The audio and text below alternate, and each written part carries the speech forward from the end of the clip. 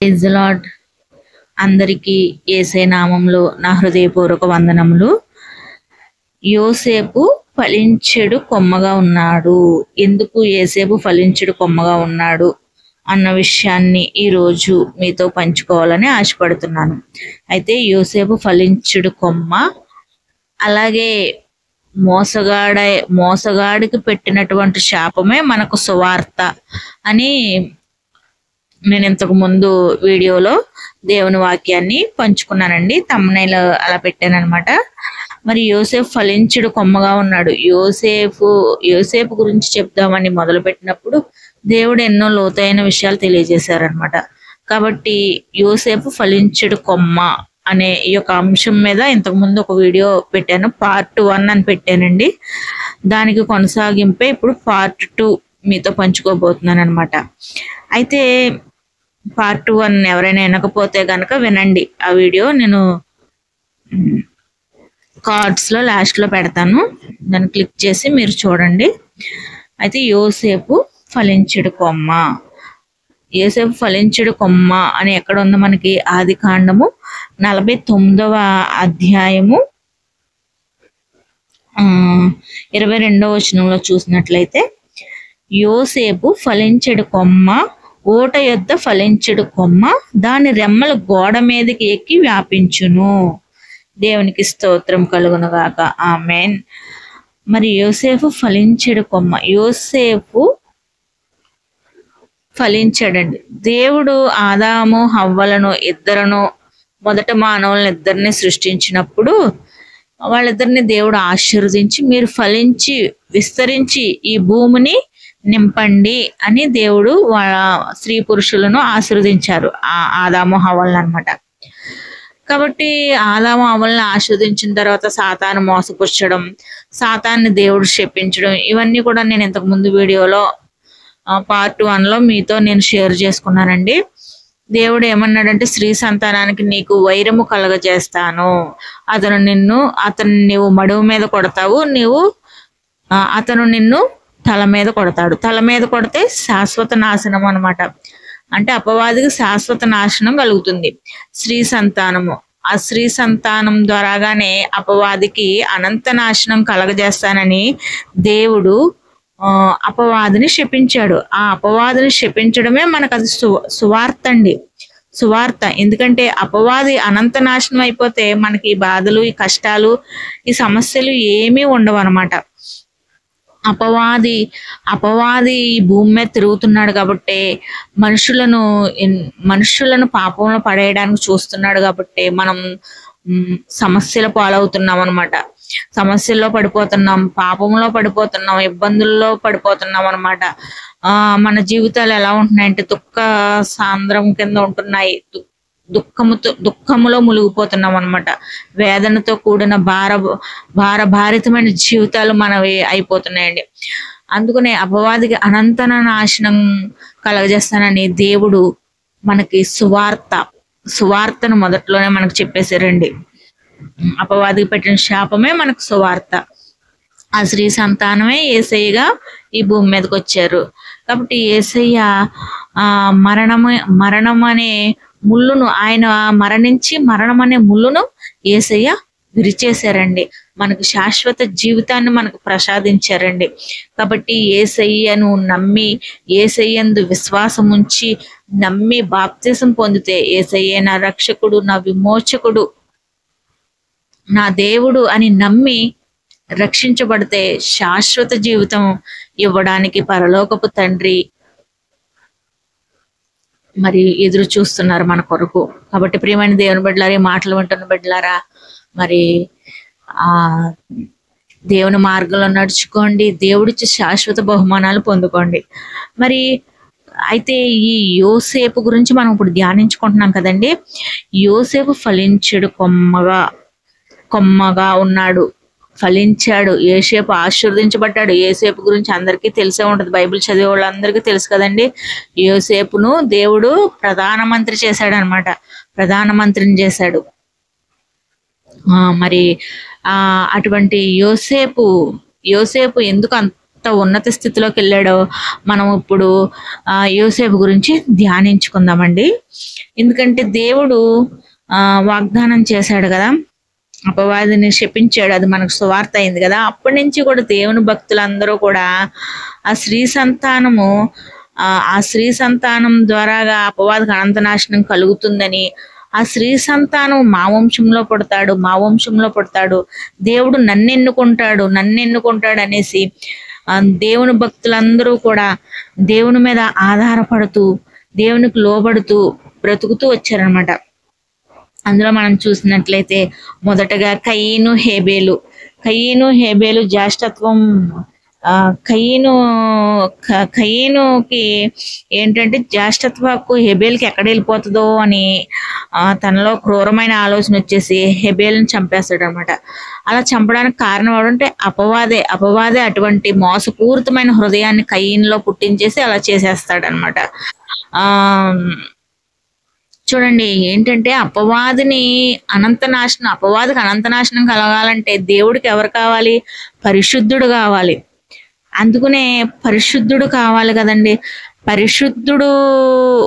మనుషులు పరిశుద్ధంగా ఉంటే అపవాదికి అనంతనాశనం కలిగిపోద్ది. అపరిశుద్ధత కలగాలి, అంటే పాపంలో పడిపోవాలి. పాపం అంటే ఏంటంటే ఆజ్ఞాతిక్రమమే పాపము.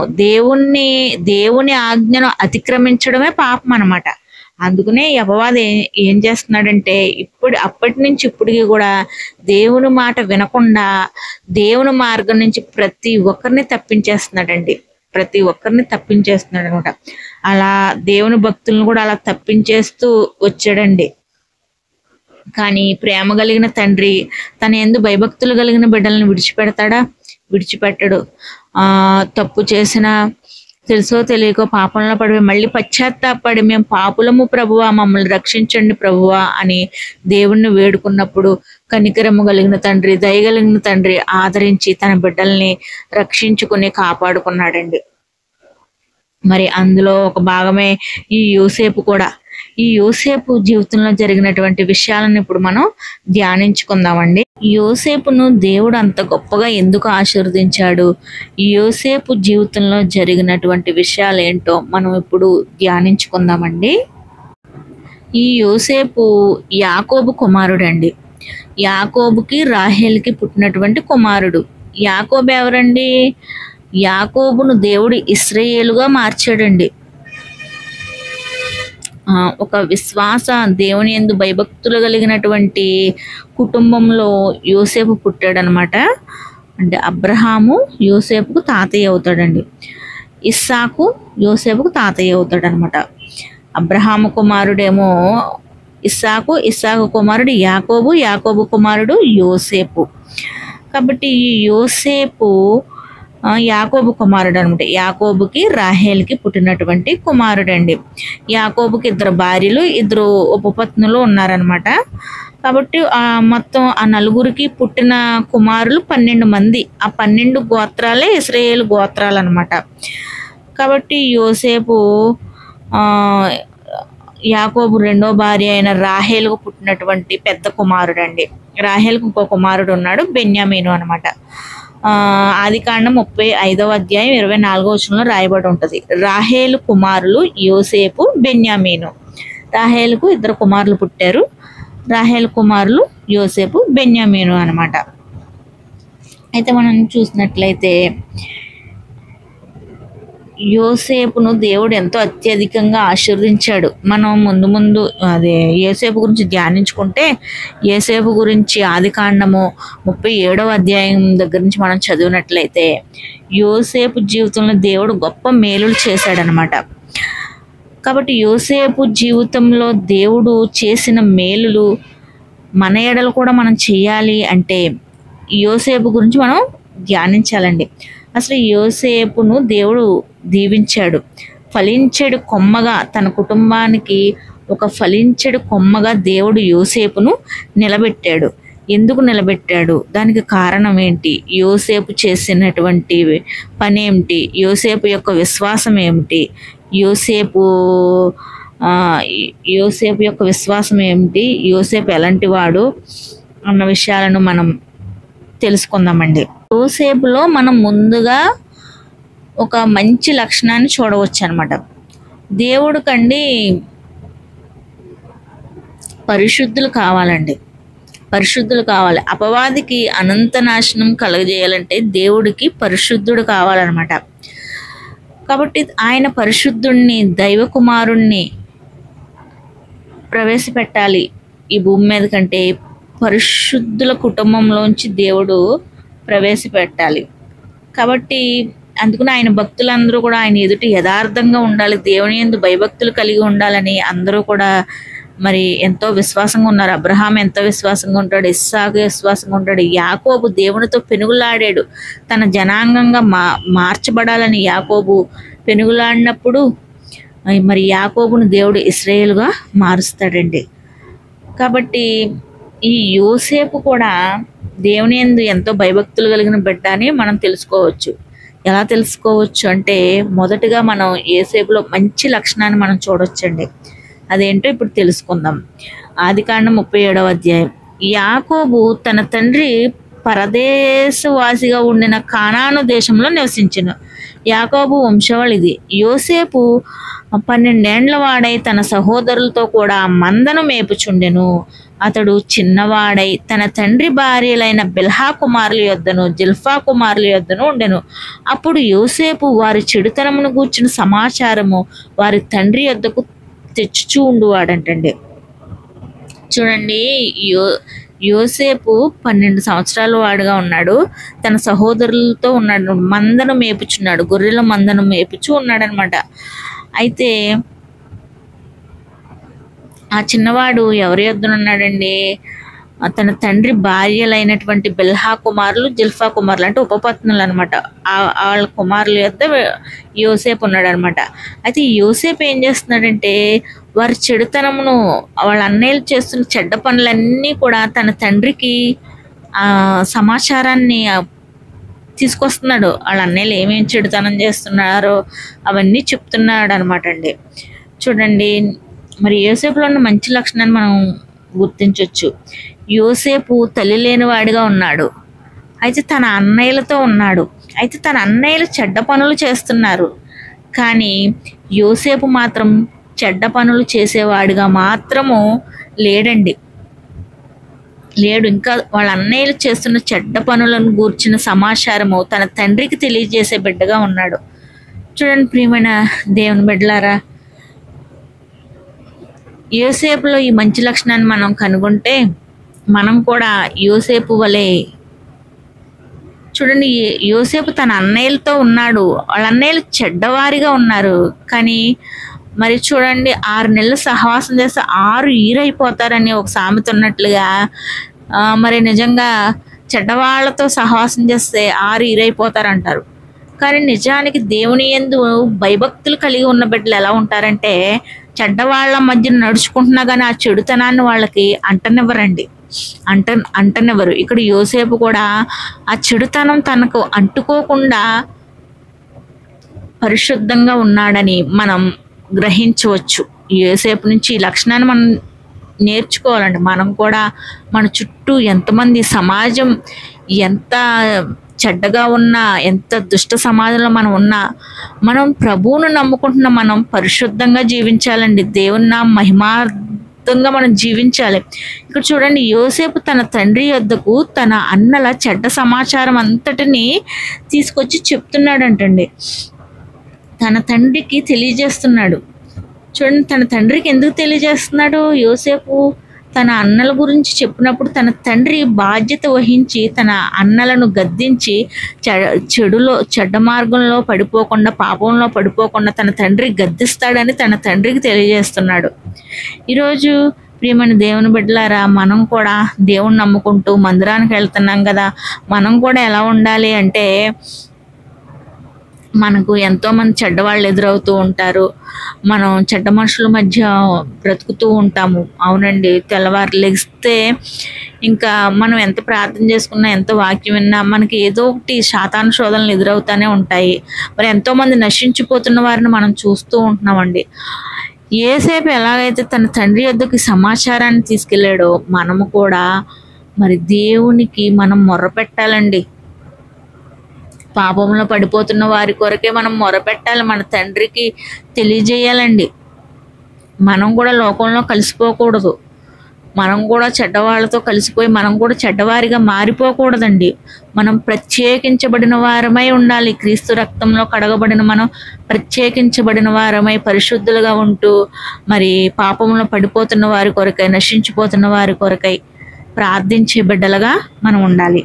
యోసేపు నుంచి మనం ఈ మంచి లక్షణాలని నేర్చుకోవాలండి. కాబట్టి ఈ మాటలు వింటున్న బిడ్డలారా, మరి మీరు కూడా యోసేపు వలె మంచివారిగా ఉండండి. చెడ్డవాళ్ళ మధ్య సహవాసం చేస్తున్న మీరు ప్రత్యేకించబడిన వారిగా ఉండి పరిశుద్ధంగా ఉండండి. అప్పుడు దేవుడు మనల్ని ఆయన గుంపులో చేర్చుకుంటారు. ఆయన రాజ్యంలో మనకి చోటిస్తారు. ఆయన రాజ్యంలో నిత్యము ఉండే కృపను మనకు దేవుడు దయచేస్తాడు. తర్వాత మనం యోసేపు గురించి తెలుసుకుంటే, మరియు యోసేపు ఇశ్రాయేలు వృద్ధాప్యమందు పుట్టిన కుమారుడు గనక తన కుమారులందరికంటే ఎక్కువగా అతన్ని ప్రేమించి అతని కొరకు విచిత్రమైన నిలువుటంగి కుట్టించెను. చూడండి, ఇశ్రాయేలు అంటే యాకోబు అనమాట. యాకోబుకి ఇశ్రాయేల్ అని దేవుడు పేరు పెట్టాడు కదండి. కాబట్టి ఈ ఇశ్రాయేలు వృద్ధాప్యమందు పుట్టాడు ఈ కుమారుడు. అందుకని తల్లి లేని బిడ్డ కాబట్టి తన్ని ఆ యొక్క యాకోబు ఎక్కువగా ప్రేమించి ఒక నిలువుటంగి కుట్టించి ఇచ్చాడంటండి. ఆ నిలువుటంగి దేనికి సాదృశ్యం అండి? నిలువుటంగి అంటే ఒక ప్రత్యేకించబడిన వారు వేసుకునే నిలువుటంగి అండి. అది ఆ దినాల్లో యాజకులకి దేవుడు నియమించారు ఆ యొక్క నిలువుటంగి. ఒక ప్రత్యేకించబడిన వారు, ఒక నాయకుడుగా ఉండేవారు, ఒక రాజరికం కలిగి ఉండేవాళ్ళు వేసుకునే నిలువుటంగి అనమాట. అది ఒక విచిత్రమైన నిలువుటంగి కుట్టించారనమాట. చూడండి ప్రియమైన దేవుని బిడ్డలారా, మనం ప్రత్యేకించబడిన వారమై ఉన్నప్పుడు చెడ్డ సహవాసులతో మనం సహవాసం చేయకుండా మనం ప్రత్యేకించబడిన వారమై మనం పరిశుద్ధంగా ఉన్నప్పుడు దేవుడు ఆయన మహిమతో మనల్ని నింపుతారండి. ఆయన మనల్ని, నా నామాన్ని గణపరిచిన వారిని, నా నామాన్ని మహిమపరిచిన వారిని నేను మహిమపరుస్తానని దేవుడు అంటున్నారండి. ఇక్కడ కూడా యోసేపు మంచివాడిగా ఉన్నాడు కాబట్టి తన తండ్రికి కనికరం కలిగింది యోసేపు మీద. ఎందుకంటే యోసేపు ఒక బాధ్యత కలిగిన కుమారుడు వలె ఉన్నాడు, ఒక మంచి కుమారుడుగా ఉన్నాడు. తల్లి లేకపోయినా, తల్లి సంరక్షణ లేకపోయినా మరి ఒక బాధ్యత కలిగి, తన అన్నల ఏడల బాధ్యత కలిగి ఉన్నాడు. తన అన్నల పాపంలో పడిపోకూడదని తన తండ్రికి తెలియజేస్తున్నాడు. అప్పుడు తన తండ్రి యోసేపు మీద కనికరం కలిగి, ప్రేమ కలిగి ఒక మంచి నిలువుటంగిని కుట్టించారంట. నిలువుటంగిని కుట్టించాడంటండి, ఒక విచిత్రమైన నిలువుటంగి. మరి ఈరోజు మనం కూడా అలా ప్రత్యేకించబడిన వారమై ఉంటే దేవుడు మనకి రక్షణ అనే వస్త్రాన్ని ధరింపచేస్తారండి. రక్షణ అనే వస్త్రము యేసయ్య నామములో బాప్తిసం తీసుకుని మనము రక్షణ అనే వస్త్రాన్ని మనం ధరింపజేసుకోవాలి. రక్షణ అనే కవచం మనకు తోడుగా ఉంటుందండి. కాబట్టి ఆ రక్షణ అనే వస్త్రాన్ని దేవుడు మనకిస్తాడండి, పరలోకపు తండ్రి. అలా మనం దేవుడిచ్చే ఆ బహుమానాన్ని పొందుకోవాలంటే, దేవుని ప్రేమను మనం పొందుకోవాలంటే, మరి ఇశ్రాయేలు ప్రేమను, ఆ యొక్క యాకోబు ప్రేమను యోసేపు పొందుకున్న రీతిగా మనం కూడా పరలోకపు తండ్రి మన యేసయ్య ప్రేమను మనం పొందుకోవాలి. ఆయన ఇచ్చు ఆ రక్షణ అనే వస్త్రాన్ని మనం ధరించుకోవాలి. అంటే మనం ప్రత్యేకించబడిన వారమై పరిశుద్ధులుగా మనం ఉండాలండి. తర్వాత మనం చూస్తే, అతని సహోదరులు తమ తండ్రి అతన్ని తమ అందరికంటే ఎక్కువగా ప్రేమించుట చూసినప్పుడు వారు అతని మీద పగపట్టి అతన్ని క్షేమ సమాచారమైనను అడగలేకపోయేది. చూడండి, ఎప్పుడైతే తన తండ్రి ప్రత్యేకంగా ఆ యొక్క బిడ్డను చూస్తున్నారో అప్పుడు ఏమైపోయిందండి, తన సహోదరులు యోసేపు మీద పగ పెంచేసుకున్నారండి, పగ. మరి ఈరోజు ప్రియమైన దేవుని బిడ్డలారా, మనం కూడా ప్రత్యేకించబడిన వారమై మనం కూడా పరిశుద్ధంగా నీతిమంతులుగా బ్రతుకుతున్నప్పుడు మనకు ఆపదలు అనేకమైనవి కలుగుతూ ఉంటాయండి. మన చుట్టూ శత్రువులు ఎక్కువైపోతూ ఉంటారు. మీకు ఒక విషయం చెప్పనండి, ఇప్పుడు పాపంలో పడిపోయి పాపం చేస్తూ చెడ్డవారిగా బ్రతుకుతున్న వారిని ఎవరూ పట్టించుకోరండి. ఎందుకంటే ఎలాగో వాళ్ళు చెడ్డవాళ్ళని పేరు వచ్చేసింది, ఇంకా వాళ్ళు చెడ్డవాళ్లే, వాళ్ళు ఇంకా మంచివాళ్ళు ఎవరని వాళ్ళని అలా వదిలేస్తారు.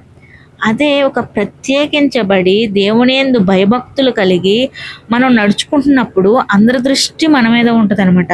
వీళ్ళు ఎలా పాపంలో పడతారు, వీళ్ళలో ఏ లోపం కనబడుతుంది, ఏ లోపాన్ని పట్టుకుందాము, వీళ్ళని ఎలాగా పాపంలో పడేయాలి అని చుట్టూ పన్నాగాలు పన్నేవాళ్ళు, రాళ్ళు వేసేవాళ్ళు, గోతులో పడేసేవాళ్ళు మన చుట్టూ ఎక్కువైపోతారండి ప్రియమైన దేవుని బిడ్డలారా. అందుకనే యేసయ్య చెప్తున్నారు, మెలకువగా ఉండి ప్రార్థన చేయుడి, అపవాది ఎవరిని మృంగుదరా అని గర్జించు సింహము వలె ఎదురు చూస్తున్నాడు, మెలకువ కలిగి ప్రార్థించుడి అని యేసయ్య చెప్తున్నారండి. కాబట్టి మనం మెలకువ కలిగి మనం అపాయంలో పడకుండా మనం ప్రార్థించేవారిగా, ప్రార్థన చేసుకునేవారిగా ఉండాలి. శత్రువులను కూడా మిత్రులుగా మార్చే దేవుడు అండి. నీతిమంతులు కలుగు ఆపదలు అనేకములని దేవుని వాక్యంలో రాయబడింది. కానీ వాటన్నిటి నుంచి తప్పించేవాడు యెహోవాయే. కాబట్టి ఆయన తప్పించే దేవుడు. కాబట్టి ఆ ఆపదల నుంచి, అపాయాల నుంచి మనం తప్పించబడాలి అంటే, మన మీద పగబట్టేవారు, మన శత్రువులు లేకుండా ఉండాలి అంటే మనం ఎల్లప్పుడూ దేవునికి మొరపెట్టేవారముగా, దేవునికి దగ్గరగా ఉండేవారముగా, దేవుని సన్నిధిని ఎప్పుడూ మనతో ఉండేలాగా మనం చూసుకుంటూ దేవునితో సహవాసం చేసేవారుగా ఉండాలి. దేవునికి స్తోత్రం, హల్లెలూయా. కాబట్టి మనం తర్వాత వచనం చదువుకుందామండి. యోసేపు ఒక కలకని తన సహోదరులతో అది తెలియజెప్పగా వారు అతని మీద మరీ పగపట్టిరి. అతడు వారిని చూచి, నేను కనిన ఈ కలను మీరు దయచేసి వినుడి. ఇక్కడ యోసేపు కలకన్నాడండి. చూడండి, కొన్ని సార్లు మరి విశ్వాసులుగా ఉంటూనే దేవుని యందు భయభక్తులు దేవుడు హెచ్చిస్తూ ఉన్నప్పుడండి, ఆ హెచ్చింపును బట్టి కొన్నిసార్లు గర్వం వచ్చేస్తూ ఉంటుంది అనమాట. యోసేపు గర్వం వచ్చేస్తూ ఉంటుంది. అంటే హెచ్చింపు పడుతున్నప్పుడు ఇంకా కళలు ఎక్కువైపోతూ ఉంటాయండి, ఇంకా కళలు కనేస్తాం మనం ఉన్నత స్థితిలో ఉన్నట్టు. ఇక్కడ యోసేపు కూడా కళ కన్నాడు అనమాట. ప్రియమైన దేవుని బిడ్డలారా, యోసేపు కళల గురించి మనం తెలుసుకుంటే, యోసేపు ఆ కళ గురించి నేను ధ్యానించినప్పుడు దేవుడు తెలియజేసిన విషయం ఏంటంటే, కళలు ఎందుకు వస్తాయి అంటేనండి, మన ఆలోచనలు బట్టే మనకు కళలు వస్తాయి. మనం ఏదైతే ఆలోచిస్తూ పడుకుంటామో మరి అదే మనకు కళ రూపంలో వస్తుందండి. మనం ఏదైతే ఎక్కువగా చూస్తామో అదే మన కళలోకి వచ్చేస్తుంది. చూడండి, దెయ్యాల సినిమాలు చూసామనుకోండి, పిల్లలు దెయ్యాల సినిమాలు అది చూసి పడుకున్నప్పుడు వాళ్ళు ఉలుకులుకు పడిపోతూ ఉంటారు, దెయ్యాల కళలు వచ్చేస్తూ ఉంటాయి అనమాట. అది ఏదైనా మంచిది చూసినప్పుడు మంచి కళలు వస్తూ ఉంటాయండి, మంచి ఆలోచించినప్పుడు మంచి కళలు వస్తాయి. మనం దేని గురించి ఆలోచిస్తామో అయ్యే కళలు వస్తాయి అనమాట. ఇక్కడ యోసేపు దేని గురించి ఆలోచించాడండి?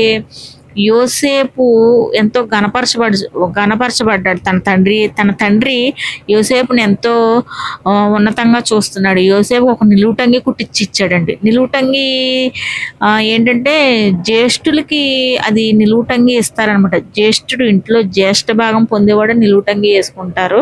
ఆ రోజుల్లో అలా జ్యేష్ఠుడికి ఆ నిలువుటంగి ఇచ్చేవారు. నిలువుటంగి అంటే అది జ్యేష్ఠత్వానికి గుర్తు అని నేనైతే గ్రహించుకున్నాను. ఇక్కడ యోసేపు జ్యేష్ఠుడు అంటే తన తల్లి గర్భం ముందు మొదటగా పుట్టిన కుమారుడు కాబట్టి యోసేపు కూడా జ్యేష్ఠుడి కింద లెక్క. ఇప్పుడు 4 జ్యేష్ఠులు ఉన్నారనమాట యాకోబు వంశంలో. లేయాకు పుట్టిన మొదటి కుమారుడు జ్యేష్ఠుడు, రాహేలుకు పుట్టిన మొదటి కుమారుడు జ్యేష్ఠుడు, మరి బిల్హాకు పుట్టిన కుమారుడు, జిల్హాకు పుట్టిన కుమారుడు, 4 జ్యేష్ఠులు ఉన్నారు. అయితే ఈ 4లో జ్యేష్ఠత్వ హక్కు దేవుడు ఎవరికి ఇస్తాడు అన్నది తెలియదు అనమాట. అంటే ఆ రోజుల్లో ఏంటంటే ఈ యొక్క అబ్రహాము కుటుంబం వారంతా కూడా ఈ జ్యేష్ఠత్వపు హక్కు అనేటువంటి దాని మీద ఆధారపడి ఉండేవారు. అంటే దేవుని వాగ్దానాలు ఈ జ్యేష్ఠుడు మీద ఆధారపడి ఉంటాయన్న ఒక నమ్మకంతో, విశ్వాసంతో ఉండేవారు. అంటే దేవుడు ఇంట్లో పుట్టిన మొదటి కుమారుని ద్వారాగానే తన వాగ్దానాన్ని స్థిరపరుస్తాడు. వాగ్దానం దేవుడు మనకు ఆ వాగ్దానం ఏంటండి? అపవాదిని అనంత నాశనం చేయడమే వాగ్దానం. మనకు వాగ్దానం అది సువార్త మనుషులకి. కాబట్టి దేవుడు నన్ను స్థిరపరుచుకుంటాడు, నన్ను జ్యేష్ఠుడిగా చేసుకుంటాడు, నాకిస్తాడు నా తండ్రి ఆ జ్యేష్ఠత్వాన్ని అన్నటువంటి ఒక ఆలోచనలో ఉన్నారనమాట. ఈ యొక్క యాకోబు కుమారులు. అయితే యోసేపుకి ఎప్పుడైతే నిలువుటంగి ఇచ్చాడో యోసేపుకి ఇంకా ఆశ ఎక్కువైపోయింది. ఆ ఆశతో ఇంక జ్యేష్ఠుడు అయిపోతానన్న ఒక ఆశతో కలకన్నాడని నేనైతే ఈ మాటలను బట్టి గ్రహించుకున్నాను అనమాట. కలకన్నాడండి. ఏమని కలకన్నాడండి? ఇక్కడ మీకు రాయబడి ఉంటుంది. అదంతా చదివితే చాలా వీడియోలో ఎంత ఎక్కువైపోతుంది. ఇక్కడ ఏమని కలకన్నాడంటే, తనేమో సింహాసనం మీద కూర్చున్నట్టు, తన అన్నయ్యలందరూ వచ్చి తనకు సాష్టాంగ పడుతున్నట్టు, అలాగే ఇంకో కళ అంటాడు. ఆ కళలో ఏంటంటే ఆ కళలో కూడా తన తండ్రి కూడా వచ్చి తనకి సాగిలు పడుతున్నట్టు, సాష్టాంగ నమస్కారం చేస్తున్నట్టు, ఇటువంటి కళను యోసేపు కంటాడండి. మరి కళ కన్నాడు, మంచిదే. దేవుని వాగ్దానం తన జీవితంలో నెరవేర్చబడాలని కళ కన్నాడు. ప్రియమైన దేవుని బిడ్డలారా, ఈరోజు మనం కూడా దేవుని వాగ్దానాలు మన జీవితంలో నెరవేరబడాలి. దేవుడిచ్చే ఆశీర్వాదాలకు మనం వారసులు అవ్వాలి, మనం ఆశీర్వదించబడాలి. దేవుడు నన్ను ఆశీర్వదిస్తానన్నాడు, అలా నన్ను ఉన్నతంగా దేవుడు ఆశీర్వదిస్తాడు అని మనం కూడా ఒక ఆశతో ఉంటాము. యోసేపు వలె ఆ ఆశను బట్టి మనం ఎన్నో కలలు కంటాము. అయితే కన్నప్పుడు యోసేపులో మరి ఈ లక్షణాన్ని మనం చూడొచ్చండి. యోసేపు ఏం చేశాడంటే, కళ కన్నవాడు కన్నట్టుగా ఉండి ఆ కళను బట్టి దేవునికి మొర్ర పెట్టుకోవచ్చు కదండి. నాకు అదే అనిపించింది ఈ యొక్క అధ్యాయం చదివినప్పుడు. కళ కన్నప్పుడు, దేవా ఈ కళను నీవు నెరవేర్చు ప్రభువా, నీకు లోబడి ఉంటాను ప్రభువా, ఈ కళను నా ఎడల నెరవేర్చు ప్రభువా, నా తండ్రి నన్ను ఎంతో మహిమపరుస్తున్నాడు, నా తండ్రి నన్ను ఎంతో ఘనపరుస్తున్నాడు అని దేవునికి మొరపెట్టచ్చు కదండి. లేకపోతే తన తండ్రి అయిన ఇశ్రాయేలుకు చెప్పచ్చు కదండి గుట్టుగా. కానీ గుట్టుగా దాచుకోలేకపోయాడు. ప్రియమైన దేవుని బిడ్డలారా, తన కళను వెంటనే వెళ్ళి, అన్నయ్యలారా వినండి, నాకు ఒక కళ వచ్చింది, మీరందరూ నాకు సాష్టాంగ నమస్కారం చేస్తున్నారు, డాడీ కూడా నాకు సాష్టాంగ నమస్కారం చేస్తున్నాడు, మీ అందరూ నా ఎదుట సాగిలు పడుతున్నారు, నేను ఉన్నతమైన సింహాసనం మీద కూర్చున్నాను అని ఎంతో ఆర్భాటంగా చెప్పేసుకున్నాడండి. ఈరోజు ఏం కళలు కంటున్నారు మీరు? పెద్ద మేడలు కట్టుకోవాలని కలకంటున్నారా? మీ పిల్లలు పెద్ద పెద్ద ఉద్యోగాలు చేయాలని కలకంటున్నారా? ఏ స్థితిలోనూ మీరు పెద్ద కారు కొనుక్కోవాలనో, లేకపోతే ఉన్నతంగా ఉండాలనో, గొప్పగా పేరు తెచ్చేసుకోవాలనో, కలెక్టర్లు అయిపోవాలి, లాయర్లు అయిపోవాలి, ఇంజనీర్లు అయిపోవాలి, లేకపోతే ఇంక ఏవేవో కళలండి. కళలు కంటున్నారా? కళలు కనడం తప్పులేదు, కానీ ఆ కళలను బట్టి డంబముగా మాట్లాడుకోకూడదండి. ఆ కళలు మీ మనసులో ఉంచుకుని దేవుణ్ణి అడగండి. దేవుణ్ణి ఆశీర్వదించమని అడిగితే, దేవా నన్ను ఆశీర్వదిస్తే నీకు లోబడి ఉంటానయ్యా అని తీర్మానం చేసుకుంటే దేవుడు ఉన్నత స్థితిలో మిమ్మల్ని నిలబెడతాడండి. కానీ ఇక్కడ యోసేపు చేసిన తప్పు ఏంటంటే, గుట్టంతా పట్టుకెళ్ళి చెప్పేశాడండి, తన కళను చెప్పేశాడండి. అసలు అనే పగతో రగిలిపోతున్న తన అన్నయ్యలు ఇంకా పగబట్టేశారు యోసేపు మీద, ఇంకా పగబట్టేశారు, ఇంకా అసూయతో, ఇంకా ద్వేషంతో పగబట్టేశారండి. మీరు ఈ అధ్యాయం అంతా చదివితే తన తండ్రి కూడా యోసేపుని తిట్టుకుంటాడు అనమాట. ఏంటి సాగిలపడి నీకు నమస్కారం చేస్తామో మేమందరం, వేదవకనా కొదంతలేవు నీకేంట్రా అని కూడా తిట్టుంటాడు యాకోబు అక్కడ. మరి యోసేపు దేవుని యందు భయభక్తులు కలిగిన బిడ్డే, మంచివాడే, కానీ ఆ ఆనందం తట్టుకోలేక తన ఘనపరచబడుతూ ఉంటుంటే తనలో ఆనందము, ఎగ్జైట్మెంట్ తట్టుకోలేక తన గుట్టు చెప్పేశాడని నేనైతే అనుకుంటున్నాను. ప్రియమైన దేవుని బిడ్డలారా, దేవుడు మిమ్మల్ని హెచ్చింపు చేస్తూ ఉన్నప్పుడు ఎంత ఎత్తుకు దేవుడు మనల్ని హెచ్చింపు చేస్తుంటాడో మనం అంత ఒదిగి దేవునికి లోబడుతూ దేవుని చిత్తం ఏంటో తెలుసుకుంటూ ప్రార్థన చేసుకుంటూ ఉండాలండి. ఒక దైవ సేవకుడు ఈ మాట చెప్తుంటే విన్నాను. చూడండి, చెట్టు నిండా పళ్ళున్న చెట్టు అంటండి వంగి ఉంటుందంటండి. ఏ పళ్ళు లేని చెట్టు నిలవబడి నిటారుగా ఉంటుందంట. అదే చెట్టు నిండా కాయలు ఉన్నాయనుకోండి, ఆ కొమ్మలు ఇలా ఒరిగిపోయి ఉంటాయంటండి. అంటే ఫలాలు ఎంత ఫలిస్తుంటే మనం అంటే ఫలించే చెట్టు వంగి ఉంటుంది. అలాగే మనం కూడా దేవుడు మనల్ని ఎంత ఫలింప చేస్తుంటే మనం అంత వంగి దేవునికి లోబడి మనం ఉండాలండి. మనం గర్వపు మాటలు మాట్లాడకూడదు, ఎగ్జైట్మెంట్ అయిపోకూడదండి.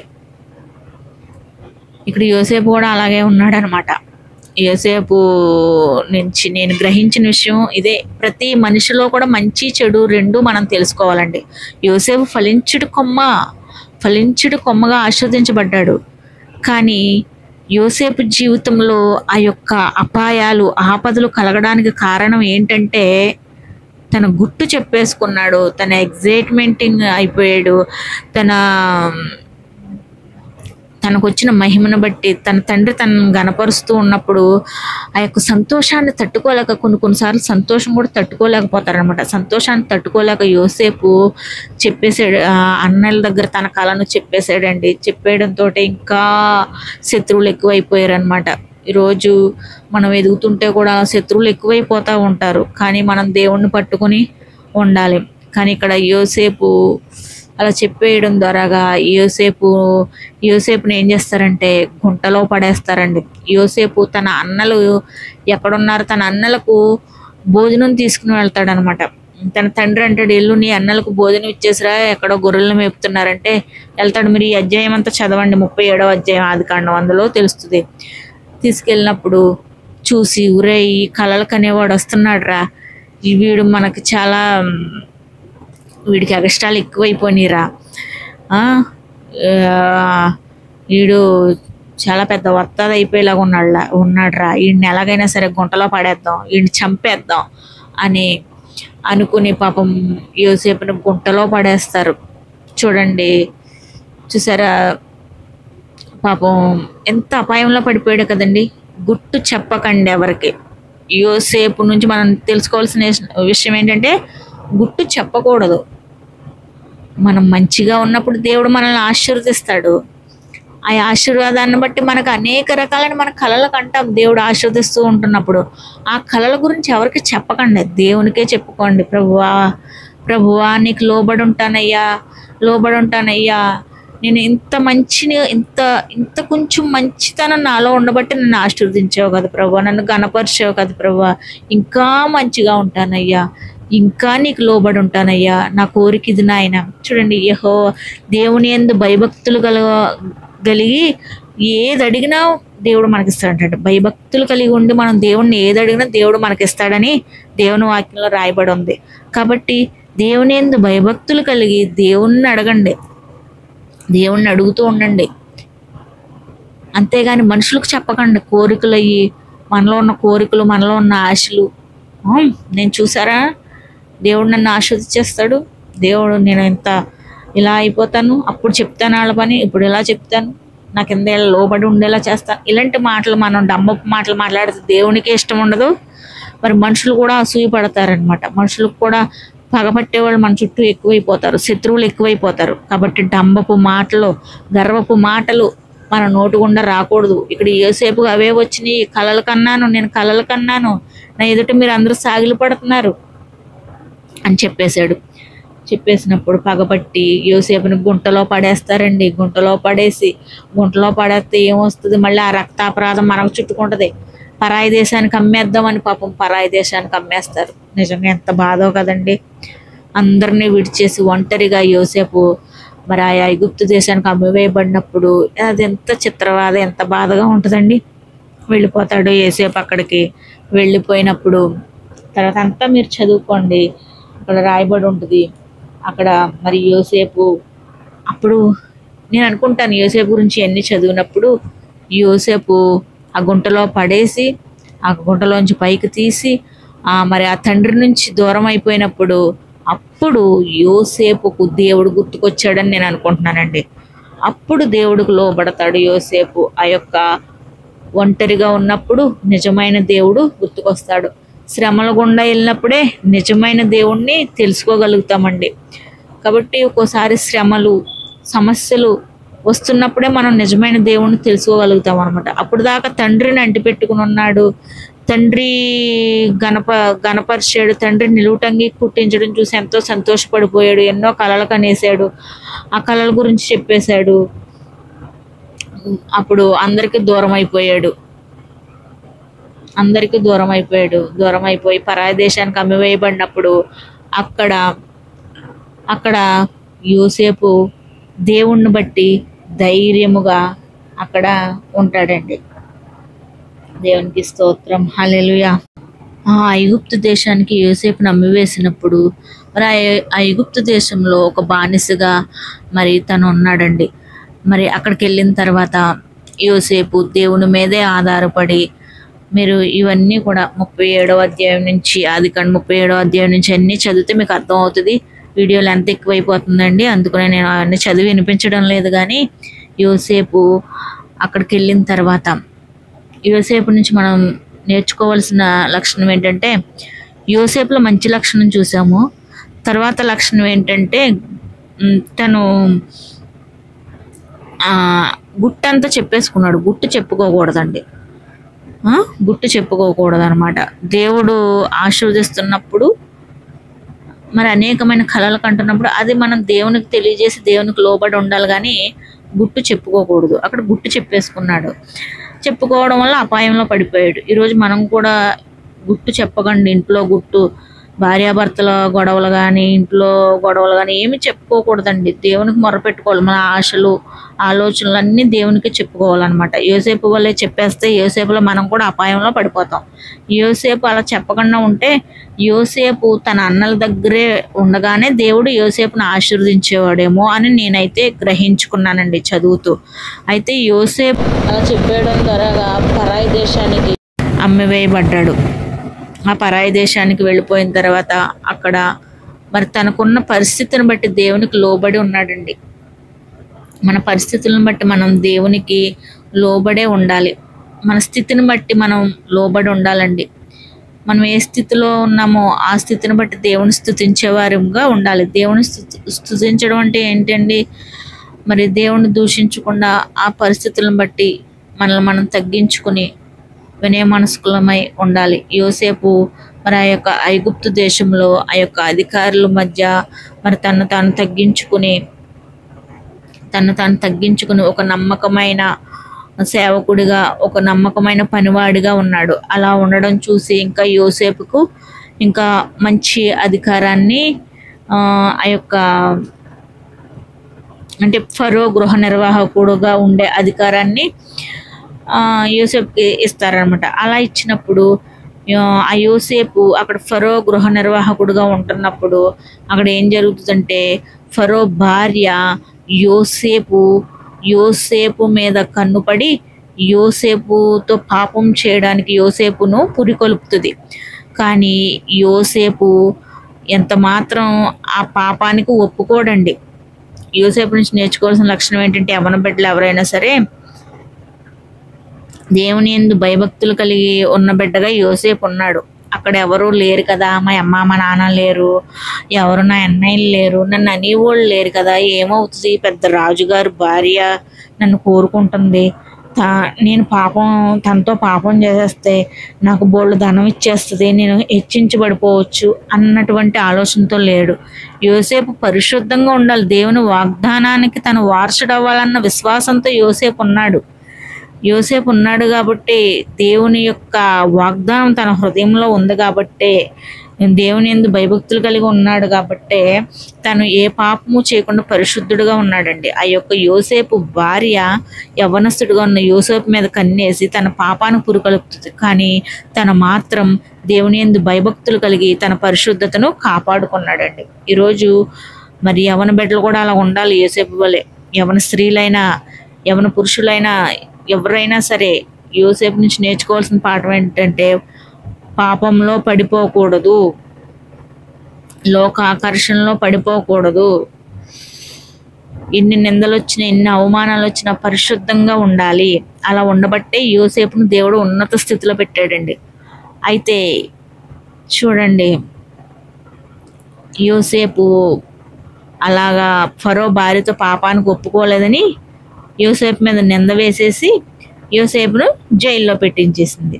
అయితే ఆ జైల్లో కూడా యోసేపు తనకున్న స్థితిని బట్టి తగ్గించుకుని ఎంతో మంచిగా ఆ యొక్క జైలు అధికారి ఎడల మంచిగా తను నడుచుకున్నప్పుడు ఆ జైల్లో కూడా దేవుడు, ఆ యొక్క చెరసాలలో కూడా దేవుడు యోసేపును ఒక అధికారిగా, అధికార పదవే దేవుడు ఇచ్చాడనమాట.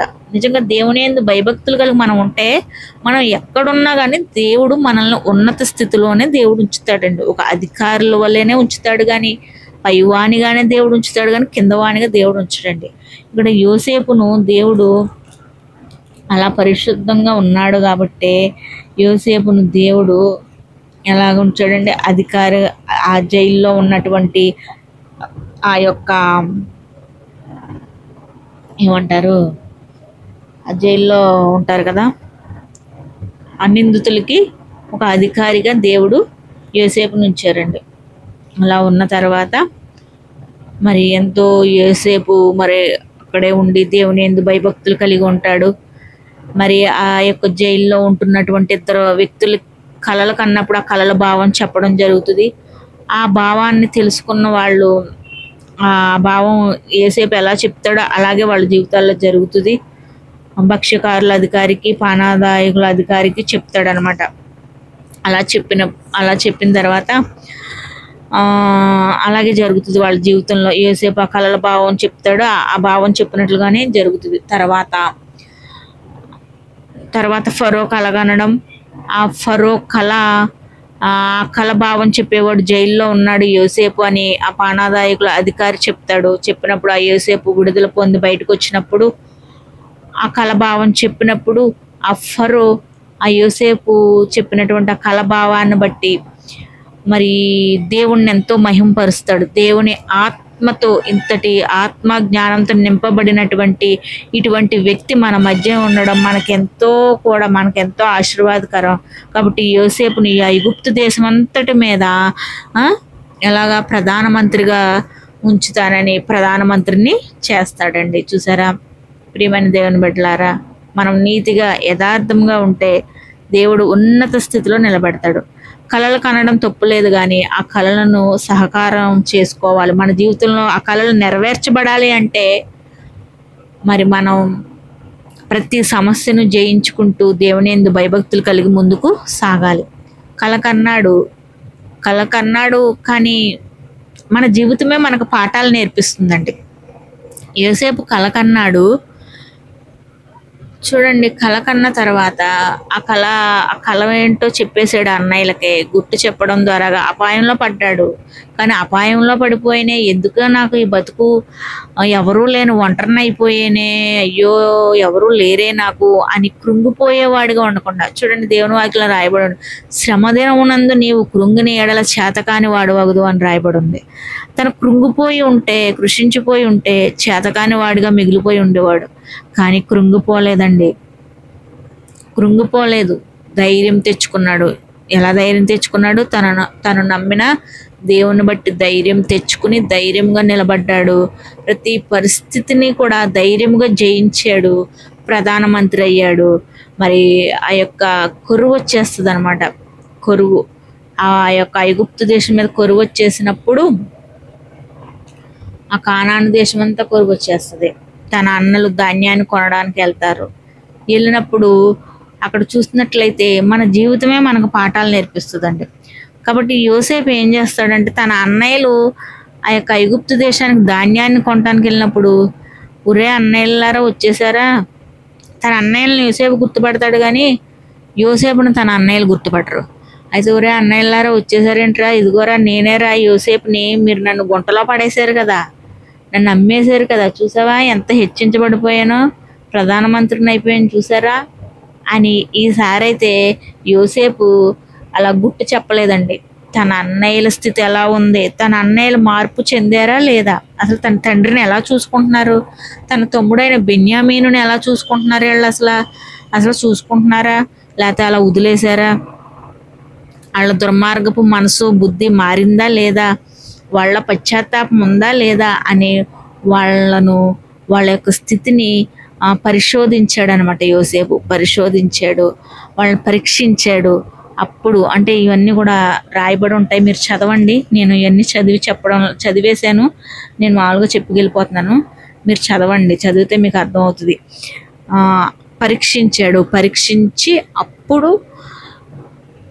అన్నీ తెలుసుకున్నాక తన అన్నయ్యలకు ధాన్యం ఇస్తాడు. తర్వాత అన్నీ తెలుసుకున్న తర్వాత అప్పుడు తన తండ్రిని, తన తమ్ముడిని అందరిని తీసుకురమ్మని చెప్పి అప్పుడు తను తాను కనబరుచుకోండి. తన అన్నయ్యల యొక్క మనస్తత్వం ఏంటి, తన అన్నయ్యల స్వభావం ఏంటి, ఎలా ఉన్నారు, వాళ్ళు మారారా లేదా అని అన్నీ తెలుసుకుని పరీక్షించి అప్పుడు నేను మీ తమ్ముడిని యోసేపుని అన్నయ్యలారా అని అప్పుడు వాళ్ళకు కనుపరుచుకున్నాడండి. అప్పుడు యోసేపుని బట్టి వాళ్ళు ఎంతో భయపడకుండా అన్నయ్యలారా, ఇదంతా దేవుని చిత్త ప్రకారం జరిగింది.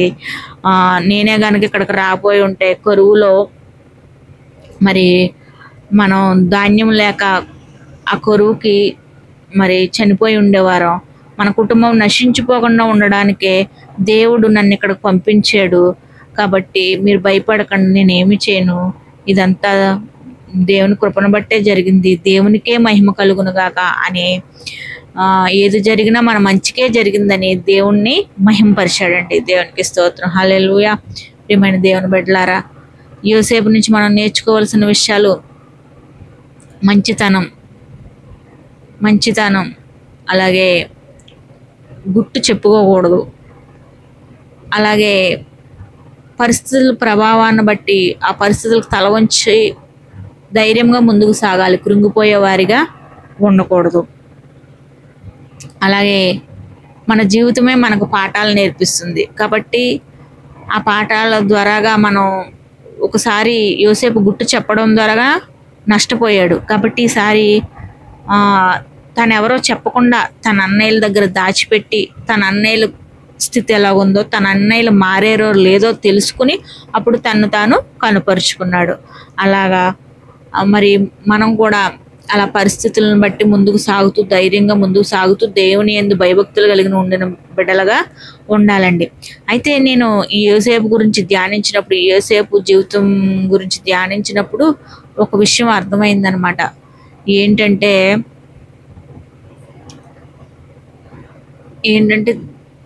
యేసయ్య ఏమన్నారంటే, మీ నమ్మకం చొప్పున మీకు జరుగును గాక అన్నారు. ఆవగింజంత విశ్వాసం ఉంటే గొప్ప కార్యాలు చూస్తారని యేసుప్రభులో చెప్పారండి. అంటే చూడండి, ఇక్కడ యోసేపు ఐగుప్తు దేశానికి వెళ్ళిపోయాడు. యోసేపు ఏం చేశాడండి, గుట్టు చెప్పుకోవడం వల్ల అన్ని అపాయాలు సంభవించేసినాయి, నమ్మముగా మాట్లాడడం వల్ల. అసలు గుట్టు చెప్పకుండా యోసేపు అక్కడే ఉండి దేవునికి మొరపెడితే, ఆ కానాను దేశంలోనే ఉండి దేవునికి మొరపెట్టి తన యొక్క ఆశ ఏమిటో దేవునికి తెలియజేసుకుంటూ తను తాను తగ్గించుకుంటూ తన అన్నయ్యల ఎదురుగా దీనుడుగా ఉంటూ దేవుని యందు భయభక్తులు కలిగి తన యొక్క మొరను దేవునికి తెలియజేస్తూ ఉంటే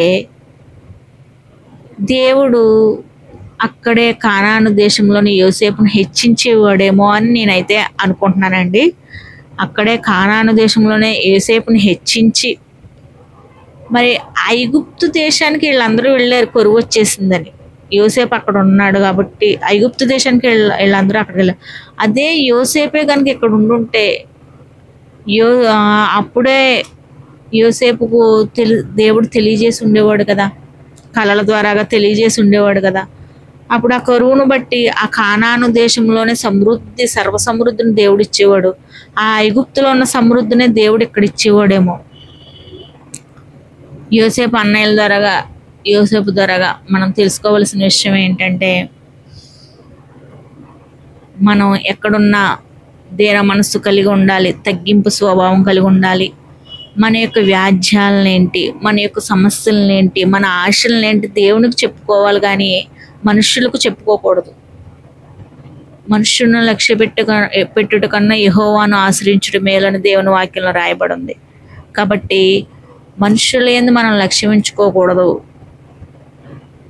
దేవుని యందు లక్ష్యం ఉంచాలి.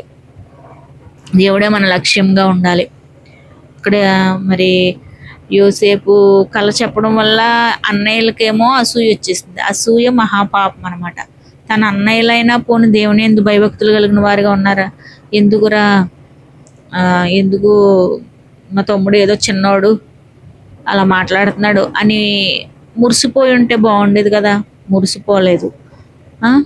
సహోదరుల ఐక్యత కలిగి నివసించుట ఎంత మేలు, ఎంత మనోహరము అని దేవుని వాక్యంలో రాయబడి ఉంది కదండి. అది అహరోను పోయబడిన తైలము వలె అంగీ వరకు కారు తైలము వలె ఉండునని రాయబడి ఉంటుంది కీర్తనల గ్రంథంలో కదండి. ఐక్యత ఉన్నా అక్కడ మేలు ఉంటుంది అనమాట అండి. మరి వాళ్ళు ఐక్యతగా ఉండలేకపోవడం వల్లే నష్టం వచ్చింది ఆ కానాను దేశంలో. ఆ కానాను దేశం నుంచి మరి యొక్క యాకోబుతో సహా వాళ్ళందరూ అక్కడికి వెళ్ళిపోవడం, అక్కడ ఇశ్రాయేలీలు జనాంగం అక్కడ ఫలించడం. ఇక్కడ యాకోబు ఏమంటున్నాడు? యోసేపు ఫలించుడు కొమ్మ అని ఆశీర్వదించాడు కదండి యాకోబు. ఫలించాడు, కానీ కానాను దేశంలోనే ఫలించుంటే బాగుండేదేమో అని నాకైతే అనిపించింది. అంటే ఇక్కడ దేవుని కార్యాలు ఎందుకు ఆలస్యం అవుతాయంటే మనుషుల్లో ఉన్న లోపాలను బట్టి, మనుషులు చేసే అపరాధాలను బట్టి దేవుని కార్యాలు తొందరగా చూడలేమండి. దేవుని కార్యాలు మన ఎడల తొందరగా జరగాలి అంటే మనం దేవుని పట్టుకునే ఉండాలి, దేవుని యందు భయభక్తులు కలిగి నడుచుకోవాలండి. ఇక్కడ మరి అక్కడికి వెళ్ళిపోవడం, ఐగుప్తులోకి వెళ్ళిపోవడం, అక్కడ ఇశ్రాయేలీల జనసంఖ్య పెరిగిపోవడం, తర్వాత మరలా యోసేపు ఎరగని రాజు ఫరో రావడం, ఆ ఫరో ఏమో వీళ్ళందరి మీద అసూయపడి ఇశ్రాయేలీలు వంశం ఎక్కువైపోతుంది మన ఐగుప్తీల కన్నా అనేసి ఇశ్రాయేలీలని దాసులుగా చూడడం, వెట్టి చాకరీలు చేయించడం ఎన్నో జరిగినాయి అనమాట. ఇవన్నీ కూడా మనుషుల్లో ఉన్న లోపాలను బట్టి జరిగిన, దేవుని చిత్త ప్రకారం జరిగినవి కావండి. ఇవన్నీ మనుషుల లోపాలను బట్టి జరిగినటువంటి అనార్థాలండి. ఈరోజు మన సమస్యలు మన జీవితంలోకి వస్తున్నాయంటే అవన్నీ కూడా ఎందుకు వస్తున్నాయండి? మనలో కొన్ని అజ్ఞానపు ఆలోచనల వల్ల, మన తొందరపాటు నిర్ణయం, అటువంటి అజ్ఞానంగా మనం ఉండకూడదు. అందుకనే దేవుడు యుగాంతమందు మనకు బుద్ధి కలుగుటకై పూర్వమందు జరిగిన సంఘటనలన్నీ దేవుడు మనకు రాయించాడండి. కాబట్టి మనకి యోసేపు మాదిరికరం కాదు, కానీ యేసయ్యే మనకు మాదిరికరం అండి. ఏదైనా మనం ప్రార్థన వల్లనే జయించగలము. మనం దేవుని యందు భయభక్తులు కలిగి ఉండాలి. దేవుని యందు భయభక్తులు కలిగి ఉండి ఏది అడిగినా దేవుడు మనకిస్తాడు. కాబట్టి మనం దేవుని మార్గంలో నడుచుకోవాలని యేసయ్య మనకు తెలియజేశారు. కాబట్టి యేసయ్యే మనకు మాదిరి. మరి యేసయ్య మనకు మాదిరి నుంచి వెళ్ళారనమాట. పరలోకపు తండ్రికి యేసయ్య నామంలో మనం ప్రార్థన చేసుకుని ఏది అడిగినా మనం పొందుకుంటాము. యేసయ్య మార్గంలో నడుచుకుంటే మనకి సమస్తాన్ని దేవుడు దయచేస్తాడు. సహోదరుల ఐక్యత కలిగి ఉండాలి. మరి అలాగే ఏంటంటే ఎవరు కూడా మేమే హెచ్చింపుగా ఉండాలన్న ఆశతో ఉండకూడదండి. ఏంటంటే చెప్పారు కదా యేసుప్రభులు వారు, యేసయ్య శిష్యుల పాదాలు కడుగుతారు. మరి బోధకులుగా ఉండాలనుకున్న వాళ్ళు మరి ఎలా ఉండాలండి? దేవుని సేవ చేసే వాళ్ళు ఎలా ఉండాలి? తగ్గించుకుని ఉండాలని యేసుప్రభులు వారు అది మనకు మాదిరి నుంచి వెళ్ళారనమాట. కాబట్టి మనం దేవుని బిడ్డలుగా, దేవుని జనాంగా ఉండాలంటే తగ్గించబడిన వారమై, తగ్గింపు కలిగిన మనసుతో ఉండాలి. తను దాన్ని తగ్గించుకుని వాడు హెచ్చింపబడిన అన్న రీతిగా మనం తగ్గింపు స్వభావం కలిగి ఉన్నప్పుడు దేవుడు మనల్ని హెచ్చిస్తాడు. కాబట్టి యేసయ్య మనకు మాదిరికరం అనమాట. అయితే యోసేపు జీవితంలో జరిగినటువంటి విషయాలు, తర్వాత యోసేపు తగ్గించుకున్నాడు కాబట్టి దేవుడు యోసేపుని హెచ్చించాడు అనమాట. అదే తగ్గించుకోవటం కానాను దేశంలో ఉన్నప్పుడు తను తగ్గించుకుని దేవుని యందు భయభక్తులు కలిగి ఉంటే మరి అలా కానానులోనే సర్వసమృద్ధి ఉండేదని నేను నమ్ముచున్నాను. కాబట్టి ఈరోజు మనం ఎక్కడున్నామో అక్కడే ఉండి దేవుని స్తుతిస్తూ తగ్గించుకుని ఏ స్థితిలో ఉన్నామో ఆ స్థితిలోనే దేవుణ్ణి, మనకున్న స్థితిని బట్టి దేవుని స్తుతిస్తూ ఉంటే మనల్ని దేవుడు హెచ్చిస్తాడు. మనం ఉన్న స్థితి నుంచి మనల్ని ఇంకా ఉన్నత స్థితికి దేవుడు తీసుకెళ్తాడు. మరి ఈ యొక్క మాటలను బట్టి, ఈ మాటలు విన్న ప్రతి ఒక్క బిడ్డని దేవుడు దీవించి ఆశీర్వదించి ఈ మాటలను బట్టి దేవుడు బలపరుచునుగాక. ఆమేన్. God bless you.